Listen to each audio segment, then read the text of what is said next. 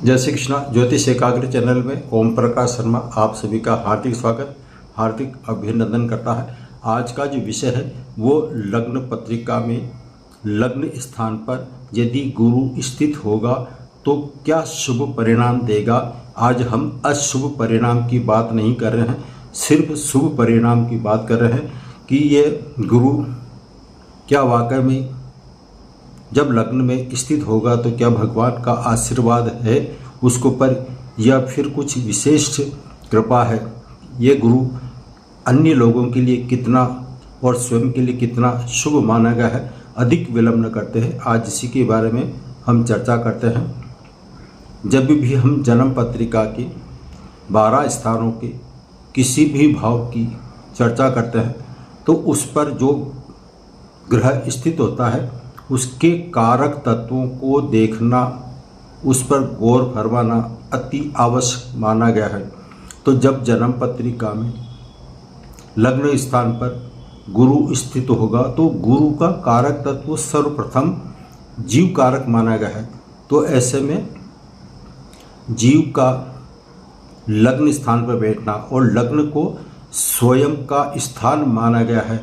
स्वयं के स्थान पर यदि जीव स्थित होगा तो ऐसा व्यक्ति, ऐसा जातक अत्यंत उदारवादी होगा और उसका रवैया जो दूसरों के प्रति होगा वो सहयोग की भावना लिए होगा। ऐसा जातक जिसकी जन्म पत्रिका के प्रथम स्थान यानी कि लग्न स्थान पर गुरु स्थित होगा तो ऐसा जातक आगे रहकर एक कुशल मार्गदर्शक बनकर आता है। इसका जो नेचर है, इसका जो स्वभाव है, हम ये कह सकते हैं कि गुरु का जो नेचर है, गुरु का कारक तत्व जो है वो है मार्गदर्शन देना, किसी को मार्गदर्शन उचित सलाह देना। सलाह किस तरह की? शुभ सलाह, अनैतिक नहीं, नैतिक सलाह देना इसका परम दायित्व माना जाता है। तो यह जिसकी जन्म पत्रिका के प्रथम हाउस में गुरु स्थित होगा तो वो एक अच्छा सलाहकार हो सकता है और अच्छा सलाहकार होने के कारण वह सबको आगे रहकर उचित सलाह देगा। अन्य लोग जो है जब भी ज़रूरत पड़ती है तो ऐसे व्यक्ति से सलाह लेते हैं, मार्गदर्शन लेते हैं और उनके लिए परम हितकारी माना जाता है। वो जो दूसरों को सलाह देगा वह सलाह सामने वाले के साथ अच्छी तरह लागू होगी और उसका फ़ायदा सामने वालों को 100% होता है। लेकिन एक इसमें जो कमी है वो ये है कि जो जिसके जन्म पत्रिका के प्रथम स्थान पर गुरु स्थित होगा तो भले ही दूसरों के लिए सलाह अच्छी लागू हो सकती है, लेकिन यदि वह स्वयं पर या स्वयं के परिवार पर इस नियम को लागू करेगा तो हो सकता है वो इस जगह फेल हो सकता है। परिवार वाले अधिकतर शिकायत ही करते रहते हैं कि ये कुछ नहीं करता, ये कोई सलाह नहीं दे पाता है। और जिसकी जन्म पत्रिका के लग्न स्थान पर गुरु होगा तो गुरु का जो है एक तो ये दिग्बली माना गया है, दिशा है, इसको जो दिशा दी गई है वो उचित दिशा दी गई है। तो दिग्बली होने के कारण ऐसे जातक जिसकी जन्म पत्रिका के प्रथम हाउस में जुपिटर यानी कि गुरु स्थित है तो वो एक अत्यंत भाग्यशाली व्यक्ति होता है। और अधिकतर हम सुनते आ रहे हैं कि दिया तले अंधेरा, अन्य भाव में यह स्थिति हो सकती है कि गुरु जिस स्थान पर बैठता है उस भाव की हानि करता है, उस जगह अंधेरा रहता है। लेकिन इस लगन पत्रिका में लग्न स्थान पर यानी कि प्रथम हाउस पर जब गुरु स्थित होगा तो यहाँ पर इसका जो असर है दिया तले अंधेरा वो हमें देखने को नहीं मिलता है। कारण क्या है? ये भगवान का आशीर्वाद कहिए कि एक जीव आपके स्वयं लग्न स्थान पर स्थित है और उसकी जो दृष्टि पड़ रही है 5वीं, 7वीं और 9th जो दृष्टि है उसमें अमृत तुल्य जो दृष्टि है वो लग्न पत्रिका के 5वें स्थान पर और भाग्य स्थान पर पड़ने के कारण ऐसा व्यक्ति अत्यंत भाग्यशाली होता है उचित सलाहकार होता है। और यदि हम एजुकेशन की बात करते हैं तो ये एजुकेशन में अच्छी शिक्षा प्राप्त कर सकता है।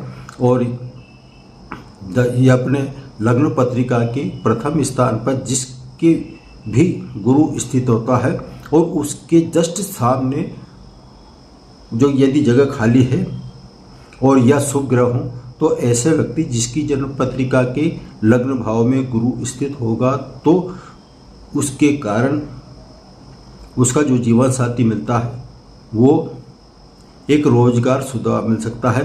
वो यदि आप सरकारी नौकरी से कहें या प्राइवेट जॉब से कहें, वो उसको ऐसा जीवन साथी मिलता है जो उसको धन कमाने में कंधे से कंधा मिलाकर सामने वाला का सहयोग करता है। तो ये गुरु लग्न में स्थित होकर इतनी शुभता देता है। गुरु का लग्न स्थान पर बैठना यदि उच्च राशि का लग्न स्थान पर उच्च राशि कर्क राशि कहलाती है।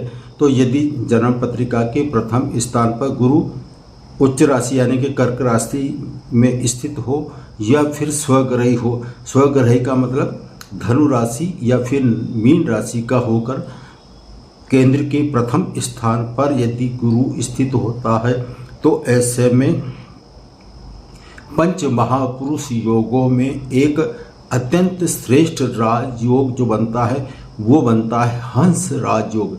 हंस राजयोग बनने के कारण ऐसा जातक जिसकी जन्म पत्रिका में हंस राजयोग बन रहा है तो ये अत्यंत भाग्यशाली व्यक्ति कहलाता है।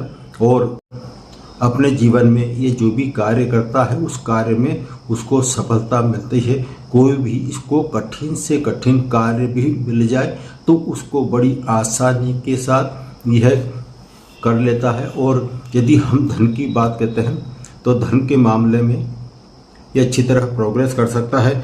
और इसकी अच्छी स्थितियों में गुरु का अच्छी स्थिति में बैठने के कारण यह बुद्धिमान होता है। और गुरु एक भगवान का आशीर्वाद है। हंस योग के कारण ऐसा जातक आशावादी, ऊर्जावान, सौभाग्यशाली और बड़े बड़े कामों को बड़ी आसानी से करने वाला हो सकता है। यदि इस लग्न भाव पर स्थित स्वग्रही उच्च का जब हंस योग बनता है और वो किसी भी प्रकार से दूषित नहीं हो, दूषित का मतलब किसी पापी ग्रह से प्रभावित नहीं हो, पाप करती योग में नहीं हो। पाप करती योग हम ऐसे बोलते हैं जहाँ जो ग्रह स्थित होता है उसके आगे और पीछे यानी कि दूसरे स्थान पर और 12वें स्थान पर कोई पाप ग्रह स्थित नहीं हो तो ऐसे में वो पाप करती योग से रहित होता है। लेकिन जहाँ गुरु स्थित होता है उसके आगे के स्थान पर और पीछे के स्थान पर यदि पापी ग्रह मंगल, सूर्य, राहु, केतु या फिर शनि स्थित हो तो हम कह सकते हैं कि ये जो हंस योग बना है वो पाप करती योग के कारण दूषित हो गया है। इसलिए जो मैंने आपको शुभ परिणाम बताए हैं उस सब शुभ परिणाम में वो कमी आ सकती है।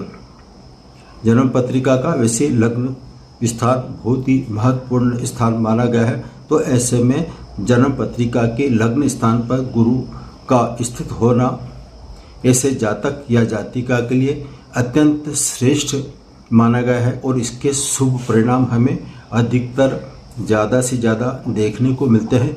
गुरु यदि पाप ग्रहों से दृष्ट हो, पापी ग्रहों से प्रभावित हो तो ऐसे में ऐसा गुरु जो मैंने आपको शुभ लक्षण बताए हैं उस शुभ लक्षण में उसके कमी आ सकती है।